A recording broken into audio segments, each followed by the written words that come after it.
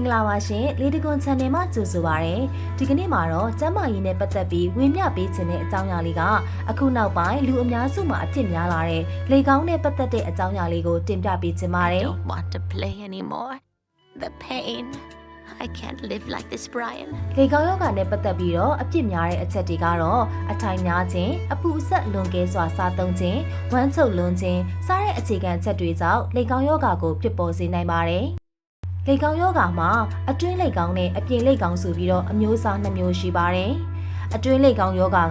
မာကြီးနောက်ဆုံးအပိုင်းမှာဖြစ်ပေါ်လာတဲ့ယောဂဖြစ်ပြီးတော့နာကျင်မှုမရှိပေမဲ့လည်းသွေးထွက်နိုင်ပါတယ်။အပြင်လေကောင်းယောဂကတော့စအိုးဒါမှမဟုတ်ဥမာကြီးအောက်ဆုံးပိုင်းသွေးပြန်ကြောတွေရောင်ရမ်းခြင်းကြောင့်ဖြစ်ပေါ်လာတဲ့ယောဂဖြစ်ပြီးတော့ဝမ်းသွားရမှာအားစိုက်ပြီးညှစ်ခြင်းကြောင့်ဖြစ်လာတာဖြစ်ပါတယ်။ဒါအပြင်ရာရန်ခြင်းနာကျင်ကြိုက်ခဲခြင်းဝေဒနာတွေကိုလည်းခံစားရနိုင်ပါတယ်။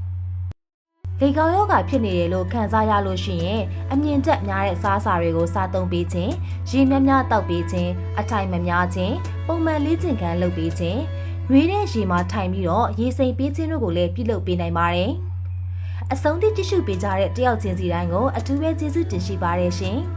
နောက်နေ့တွေမှာလည်းကျမရင်းနဲ့ပတ်သက်တဲ့ဘ ഹു တုတရောက်ဖွယ်ရာတွေကိုရွေးချယ်တင်ဆက်ပေးသွားအောင်ပါမို့ဒီစီစဉ်လေးကိုစောင့်မျှော်ပေးကြပါအောင်ရှင်ပရိသတ်များအားလုံးပဲကျမ်းမာသောဘဝတွေကိုပိုင်ဆိုင်နိုင်ကြပါစေလို့ဆုတောင်းပေးရင်းနဲ့နှုတ်ဆက်လိုက်ပါရရှင်။ကျမတို့ရဲ့လေးတကုံမီဒီယာ group ကနေတင်ဆက်ပေးမယ့်အခြားသောအကြောင်းအရာများကိုကြည့်ရှုနားဆင်လိုပါကလည်း YouTube search bar ကနေပုံမှန်ပြထားတဲ့အတိုင်းရိုက်ရှာပြီးတော့ဝင်ရောက်ကြည့်ရှုနားဆင်နိုင်ပါရရှင်။